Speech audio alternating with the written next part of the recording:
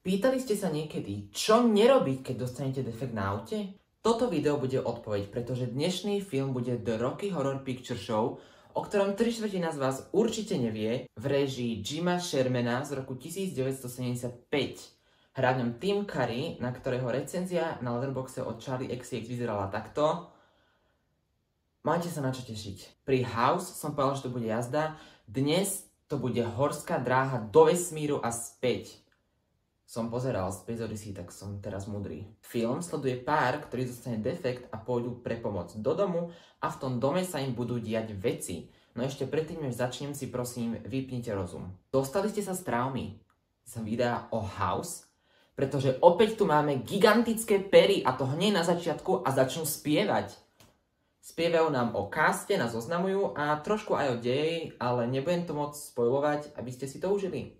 Potom, ako pery dospievajú, vidíme našich novomanželov, ktorí nie sú až takí podstatní. Kto ale je podstatný, je Janet a Brett, ktorý najprv vyzná lásku na cintoríne a potom ju požiada o ruku. You beat the other girls to the bride's bouquet. Veľmi romantické, dúfam, že vaše manželstvo bude ako bratia tak Irlanda. Po rituále oživovania zosnulých spoznáme rozprávača, ktorý vytiahne knihu a ukáže nám fotky našich teroristov, alebo skôr hrobáristov. A vypraví nás s nimi na cestu. Po ceste autom cez búrku ale dostanú defekt, no ešte predtým Janet poznamená toto. Gosh, that's the third motorcyclist that's passed us. Sure did take their lives in their hands, what with the weather now. Yes, Janet, life's pretty cheap to that type. Predsudky sú očividne utiahnutejšie viac ako Timo Korzet, ale o tom neskôr. Pred samotným defektom ale prejdú ešte cez cedulu Dead End, čo je pre postavu vo filme ako to pre starších ľudí, keď im príde e-mail, že vyhrali iPhone 16 Pro Max, alebo že Griselda je 2 km od nich. No Brad má očividne viac rozumu a začne cúvať. To som nečakal. No práve pri tom cúvaní dostane defekt. Brad si spomenie, že išli okolo nejakého hradu a Janet ide s ním. No na plote toho hradu bude napísané toto. No oni aj tak tam idú, takže sila Grisky očividne bude silnejšia. Pri ceste k domu ich pozoruje tento týpek, čo nikomu môže prísť ako stalking, no pre mňa, ako obyvateľa dediny, je to úplne bežná cesta viac ako 3 metre od bránky. Ďalšia vsúka od rozprávača, ktorý nám povie, že mali šťastie, alebo pre mňa, čo som to pozeral film dokonca dvakrát, šťastie neviem, ale dôvod na rozchod určite. Dvere im otvorí tento pán a poznamená bohužiaľ to uvidíme vo filme ešte niekoľkokrát a nie ako komentár. Quasimodo ich zavedie dnu, kde bude ďalšia pesnička, no on otvorí hodiny. Aha, veď to je proti tak Irlanda. Ďalšími dverami sa dostaneme do stredu tejto party a rozprávač nás oboznámi s krokmi. It's just a jump to the left.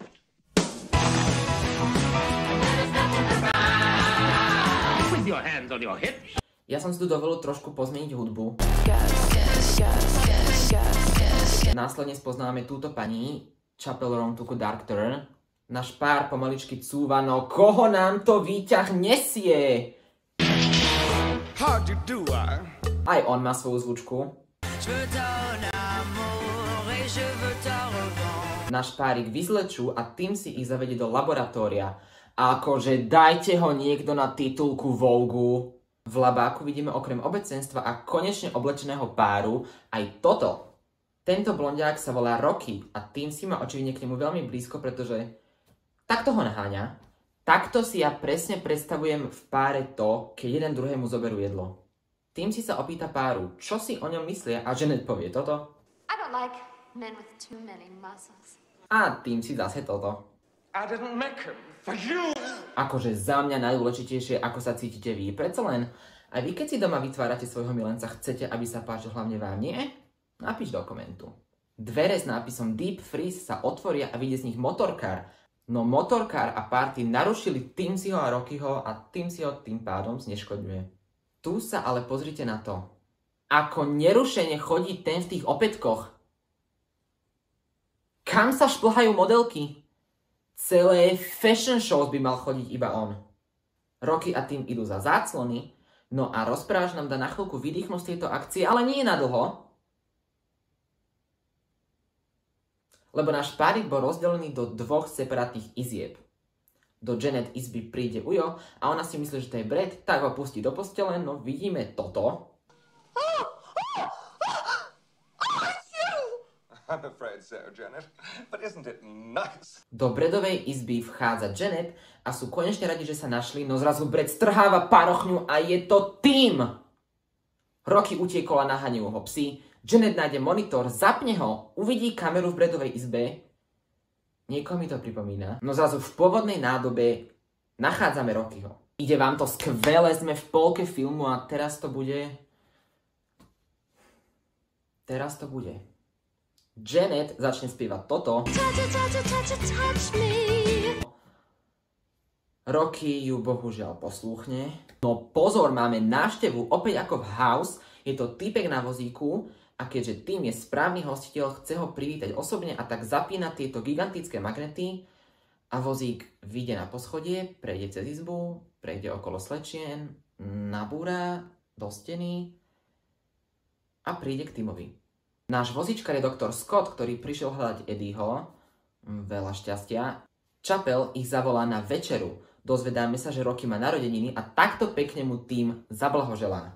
Happy birthday, dear Rocky. Happy birthday Ciao. to you. Tim je úplne na všetkých totálne milý.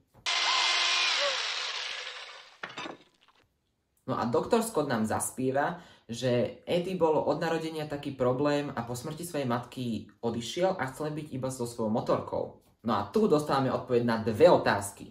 Prvá, kde je Eddie?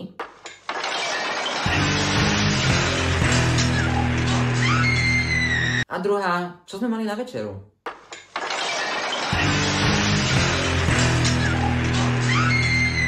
Všetci sa rozutekajú, hlavne hore, aj keď východ je dole, ale tak Griselda je asi na druhom poschodí.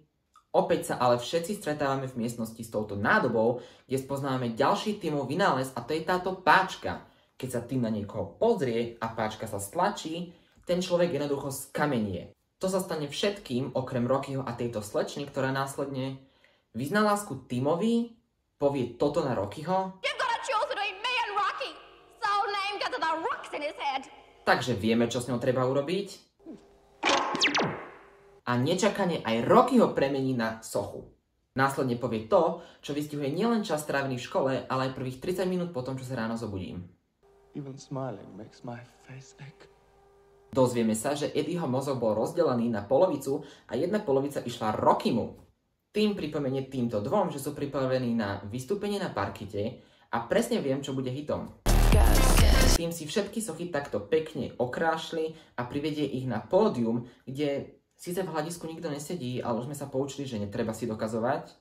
I didn't make him for you. Tým ich začne postupne odsochovať, najprv nápadníčku, potom Rockyho, Brada a Janet, ktorí z nejakého dôvodu presne vedia, čo majú robiť a čo majú spievať. Ale prichádza hviezda dnešného večera. Kurry. Nasleduje taká bazénová sekvencia, ktorú tu veľmi ukazovať nemôžem, asi ani opísať. Počas nej sa rozmrazí aj Scott, ktorý na pódiu nebol a taktiež ani není nejaký, akože...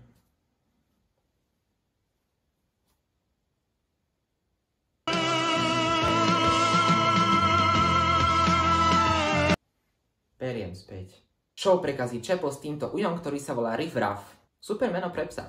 Tí donesú trojzubec, no a tým povie, že to môže vysvetliť a začne spievať a celá sala sa naplní ľuďmi a vidíme toto.